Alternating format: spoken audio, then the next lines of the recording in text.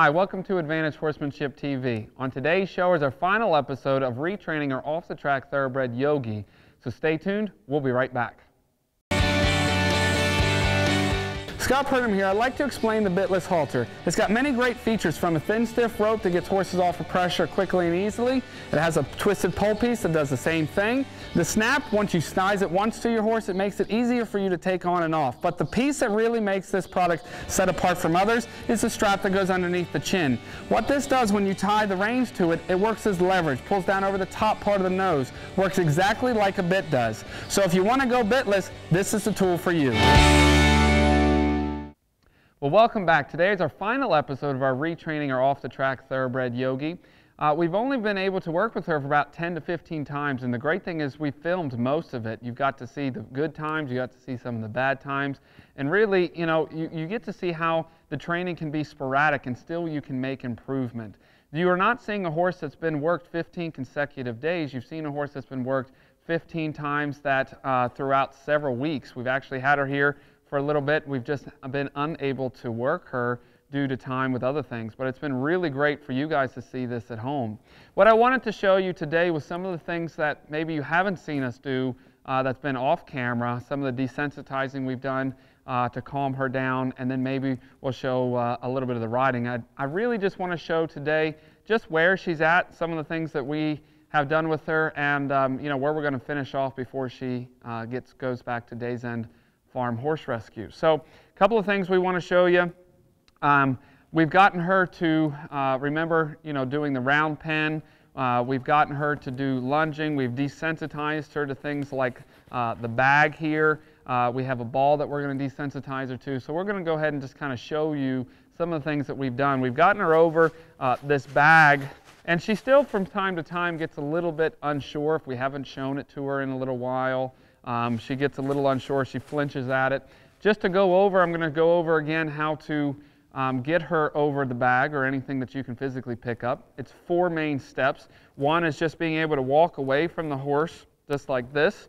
Get the horse to stay behind you. Step 2 is then move whatever scary object you might have in your hand like this. And then once she's pretty good over this, I'm just going to turn and back away from her and do it like this and pull her up to it. And then when she's ready, she's going to stop and stand there and just be calm over it. And it's all the horse's choice. It's not my choice, it's the horse's choice to stand there. So I've gotten her to stand calmly about it. I like to kind of bring it around her. See there, she kind of flinches still every once in a while. Very normal. Take it away. I like to bring it around here and then kind of touch her on her shoulder with it.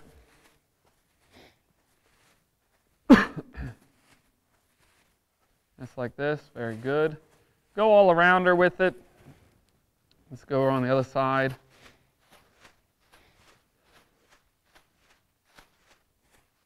Now what's great is I unclip my reins. What's great about these reins is I can just unclip them from the halter and use them as a lead rope as well. So I'm just using the lead rope, or using the reins as a lead rope. Makes it very easy. Little flinchiness there, so I'll just spend a moment here. Good job. I've even used to help her get over the bag, because I will tell you what we didn't show on camera was getting over it. The bag was something that she really had a big thing that she didn't like.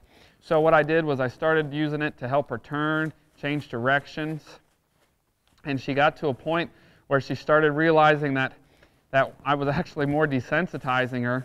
So if I ask her to change, look, she actually just realizes she'd much rather stop and take the bag instead of running through it. I was trying to help her learn how to be able to step across herself a little bit faster, but because she's such a high energy horse, I wanted to show her that I don't need her to go running all the time. I don't want her to go running all the time. She thinks she does, but I'm here to tell her that it's really not a big deal. So she's gotten over the bag pretty well. With things, we started introducing a ball to her because she's the type of horse, now I will tell you, she's the type of horse that she just doesn't really care much about the ball. She really could, it not bother her that whether it's here or not. So I try to use it to get her to focus on something. So what I like to do is I'll kind of move away from the ball here, get her to look at it. Now this is the most she's looked at it in a while, which is good. And I'll kind of get it where she comes up and hits it. Good job. I like her to follow it if she will, but there we go. I want her to investigate. She's really, you know, if she doesn't want to hit it, that's okay. Some horses don't really want to. I'm not going to force her to as far as like going after it, but I am going to kind of get it where a couple times I might get it where when she bends her knees like that, she'll hit it just to desensitize her. She's gotten over my dog, which has been helpful. My dog likes to help train from time to time. If you haven't watched all of our shows, you'll see sometimes even when filming, he likes to make himself present. Good girl, good girl. Okay, I'll even show you, I'll bring the dog in while we're lunging. Oh, come. And what I have him do is I have him kind of go around and desensitize the horses with the dog beside them and behind them. Where'd you go? Come back. There you go. Good boy. So if I'm at any speed, I like that I have to push her a little bit.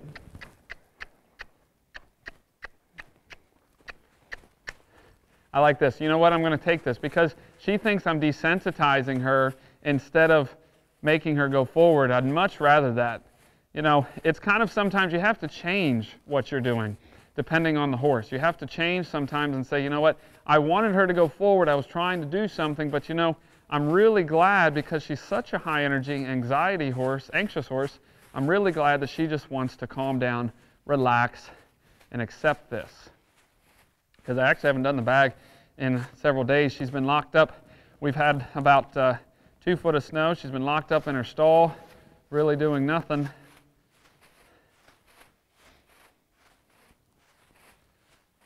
For about a week or so, so she came out with a little bit of energy. Good. Good. So even though I didn't really get her pushing forward that much, I'm okay with that. Might just move on. We've gotten her to stand still better. Put that head down. Good girl. Just kind of get softer about all this. Good.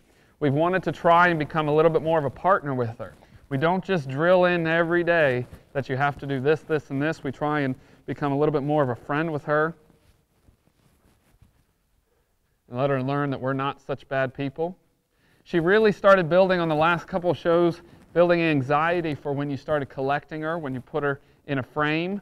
When she was not in a frame and we were putting her on a loose rein, she did a really great job of really calming down nicely. But now when we started asking her for a frame, she was really having a hard time with it. So what I've done, I've only ridden her since the last show, I think maybe an extra time, one time. And I went backwards a little bit and I decided, okay, well, let's work on getting her relaxed again on a loose rein, which she did. And then we asked for the collection a little bit here and there, and she started to take it much, much better. She's not perfect, but she's coming along. Again, in 15 rides or 15 working sessions, she's not going to come along perfectly because she's had so much time for her in her other life that she has to get over. So she's really calming a good ways down with all of this. So we're going to go ahead and show you some of the riding parts that we've done and what we've worked on, and then we'll finish up with her on her last session. But she's really coming along great on the groundwork. This is just some of the things, the other things we wanted to show you on the ground that she's done, and then we're going to get into the riding. So stay tuned. Okay, now we've moved out into the arena. We're going to go ahead and get started on what she knows and what she doesn't know, where she needs some work. And we'll just kind of finish out our day, or her last riding session, with just kind of getting some of the things that she needs a little bit more help with accomplished. She wants to be, from time to time, a little stiff. You know, she sometimes really gets a little gait sour in here, in the indoor. The problem with an indoor is that there's one exit and one entrance, and she knows where that is. So she gets a little gait sour from time to time, and so And when she gets gait sour and wants to go back to where the other horses are, she gets really stiff from time to time. So we're just going to go ahead and work on some of these things. You know, we've gotten her some things she knows. We've gotten her to be able to do most things on a loose rein. What you might not hear is that, like I said earlier, we've had about 2 foot of snow, and snow's falling off the indoor. And this is very common for people who are in areas, rural areas that need an indoor, or not rural areas, but cold areas that need an indoor. And in the wintertime, that's what happens. Snow falls off the roof. So there might be a time that she might jump out of her skin, and you might at home not be able to hear the snow fall off, but I want you to know it sounds extremely loud and can be quite scary to them. I kind of ignore it. I just kind of work through it and just ignored that it ever even happened. But what we're going to do here is just work on some of the things she knows. She knows how to move that shoulder. If I kind of push her shoulder around here, I like getting that shoulder freed up. Very important. Push that shoulder this way, thank you. Getting that shoulder freed up. I want to be able to pick that shoulder up and push her out. So if I pick up here, she moves that shoulder nice and easy out like this. She does all this on a, on a pretty loose rein here. Pick that shoulder up, move it out. Good girl. And like I said, what we do is I'll use the collection a little bit at a time where I'll ask for something and then ask for that collection as I'm doing something. So ask for that collection here and just kind of give her a face again. I just kind of mix it into our training. When she softens that face to me, I give her more like that. I give her my hands back. So I've had to go backwards a little bit because I want her to know that that collection isn't such a horrible thing, isn't a bad thing. That's it. Good girl.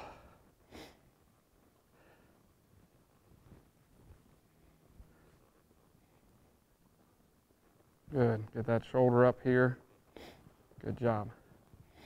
Let's pick that shoulder up and push it out just a little bit more here. Excellent. Good. We might just take a minute, go over the bridge. She's gotten pretty good about that. I do that only every once in a while just to kind of mix it up on her. Maybe go over it sideways a little bit. Good. Just to kind of mix it up.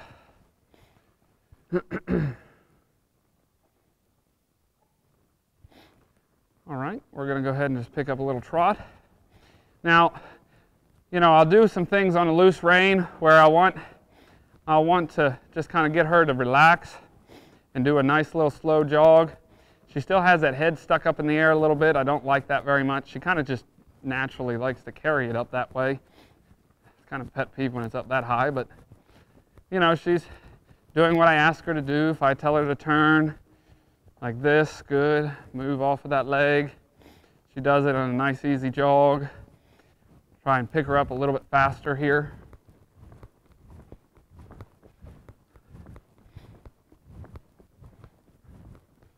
Good. Ask for that collection right here. Just kind of give it to me a little bit, and I'll stop. There we go. Thank you.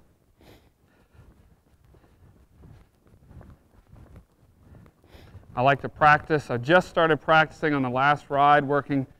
I practiced probably 2 rides in ago, working on the whoa. And she's got to get a little bit better about that. She wants to pull. There we go. I'm going to get off that right rein here. So I'll do a couple of series of this where I'll ask her to jog off. Get her to stop, back up. Good, get off this rein again. She wants to pull on that right rein a lot. Ask her to jog off again. And now she doesn't want to go. Now she wants to fling that head up in the air a little bit, and what I'm going to do is I'm keep backing until she gives me that collection. Ask her to go forward again. She wants to give me put that head up in the air. I keep backing until she gives me that face. I want her a little bit better than that. Give me a little bit more than that. There, good. Now give me that left rein here. Thank you. Nope, don't move yet. She anticipates what we're doing next. Thank you. She anticipates what we're doing next, so I just have to kind of break it down a little bit for her. Ask her to jog on. What's nice is I've really been able to put my legs into her a lot more, and she doesn't want to go quite so much. Whoa. Good, that's better. Give me that collection and the back. I want her to give me, there we go. Good. So just jog on again. So I like to work on that a little bit.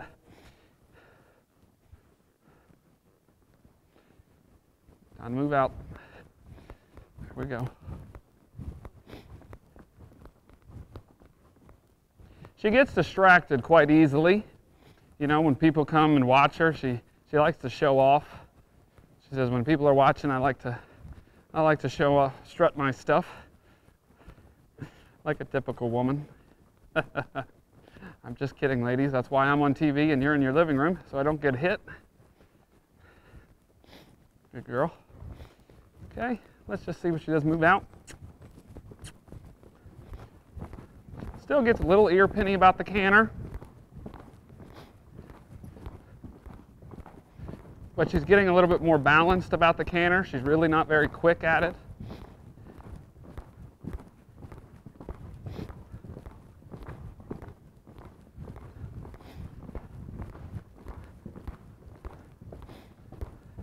May even ask a little bit of a collection here. Let's see if she'll give it to me. If I ask her for collector face out of canter. There we go. Good girl.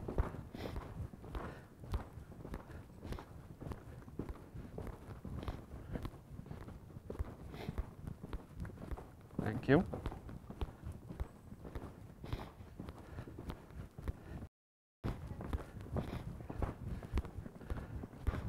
Okay, so we're going around here to the right. Just ask her to collect up a little bit to the right. Give me this. There we go.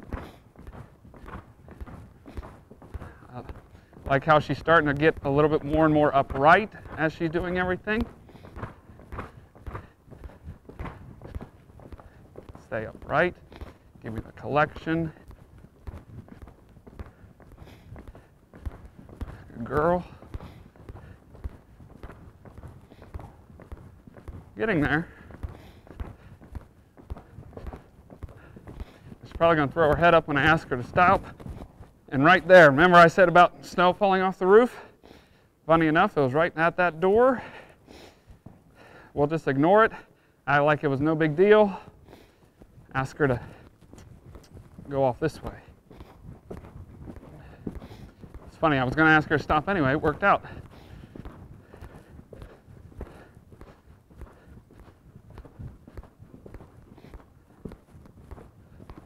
Ooh. She still wants to fight that. I've got to work on that just a little bit more here, because this fighting here has got to stop. There. Get off of that. So I'm just going to take a moment. You see that she's starting to understand that collection at a canter.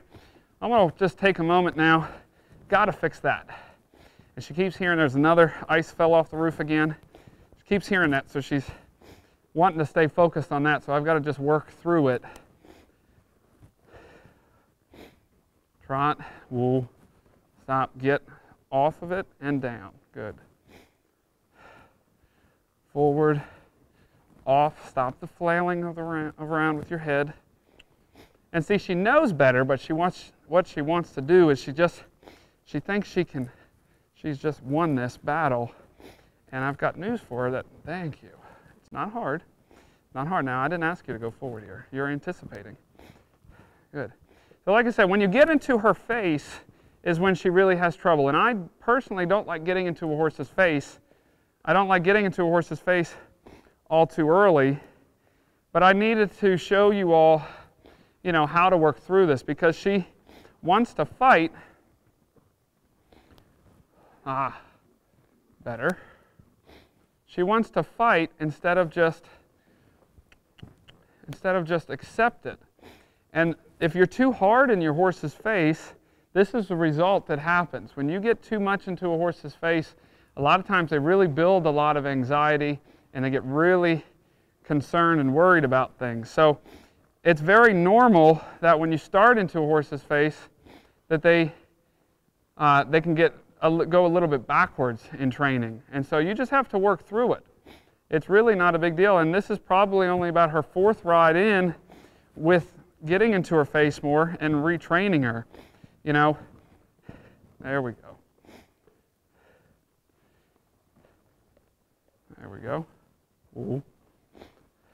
She's learning to come down immediately, but her first reaction still is bring that head up. And I don't like that. So we just have to work through that. And I don't want to fight her. I don't want to fight her, but she's kind of making me have to put a little more effort into it than I should have to. Ooh. See, she's thinking about doing it right, and then she just loses it. And then she says, "Oh, I'm going to fight. I'm going to fight. I'm going to fight." Don't need to, honey. There's no need to fight. So a lot of things have really come in progress, or come with progress with her, but there's still much to do. There's still much that needs to be worked on. And what I'm going to do is I'm basically just going to keep going at it until she gives me what I want. That was much better. Nope, don't go anywhere. Just have to, no. Now, if she gets anxious like that, I immediately just go to flexing her to realize, so she realizes, hey, there's nowhere you need to go. Good. Good.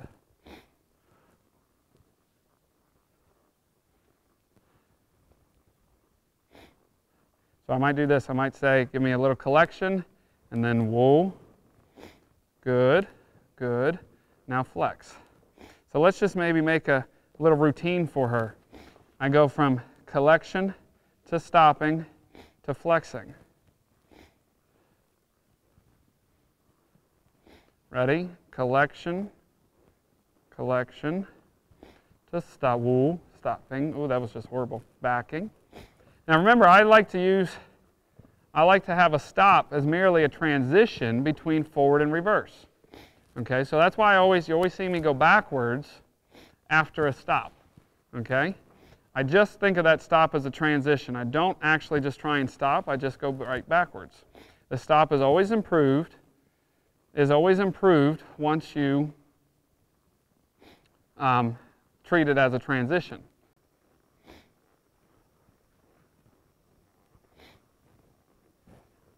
Ooh, that's better. Good girl. Good girl. Right there. I like that. She didn't fling her head up right there. Just got to keep doing it. Just have to do it till she starts to finally give in. And you've got to give to her when she starts giving to you. You know, you got to tell her, hey, you did a good job. Right now she's like, I don't know if I did a good job, so I'm just going to get a little anxious again. So I'm just going to stand here for a second here. Let her realize, hey, just stand, relax.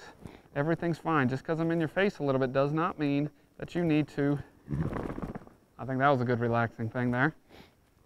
I'm sure everybody loves that at home when a horse does that to them. Ooh. Good girl. That's much better. That was really nice right there. What you guys didn't hear at home, snow fell off the roof right over here to my left. She didn't react at it at all. So she's actually already starting to get used to it even more. So that's very, very good. Excellent. You know what, honey, I'm very proud of you. I think you've done a nice job. Getting too old for this stuff. I think you've done a very nice job for me.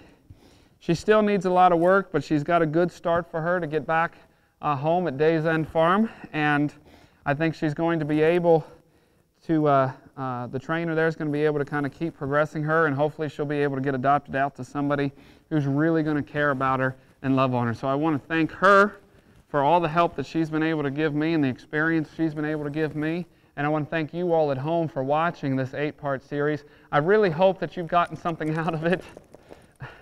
I really hope that you've gotten something out of this, and hopefully this will help you with your horse at home. Even if you don't have an off-the-track thoroughbred, that maybe you're just having some issues with a high anxiety horse or an attitude horse, because let me tell you, she had the attitude, that's for sure.